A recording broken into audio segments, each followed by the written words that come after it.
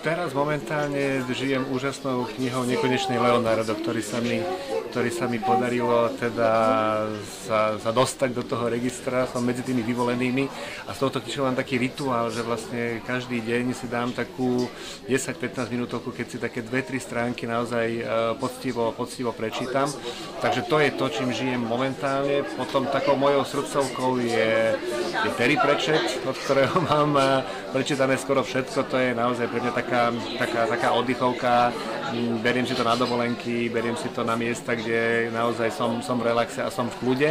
A potom mám skôr čas na také buď ako životopisné veci ma bavia. Teraz naposledy Steve Jobsa som čítal životopis, veľmi dobrý životopis, mal to už je staršia knižka Andrea Agassi.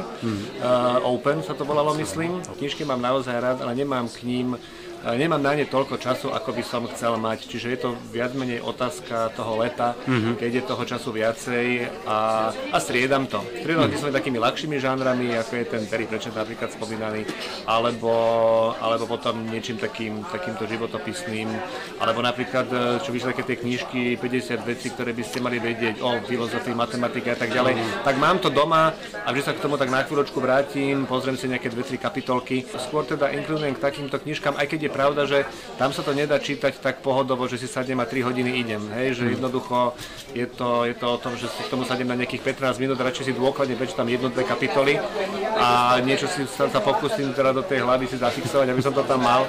Takže takto to striedam a veľmi rád si nechám poradiť. Čiže je veľa knížiek, ktorých bohužiaľ teraz vám nepoviem autorov a názvy, lebo proste sa mi dostalo počas života veľa knížiek ako doporučenie od niekoho známeho a na 80% to vyšlo, hej? Že teda keď mi niekto, napríklad Chatrč bola taká knižka, o ktorej som vôbec netušil a poradil môj kamarát a som mu zhltol za jeden večer, čiže áno.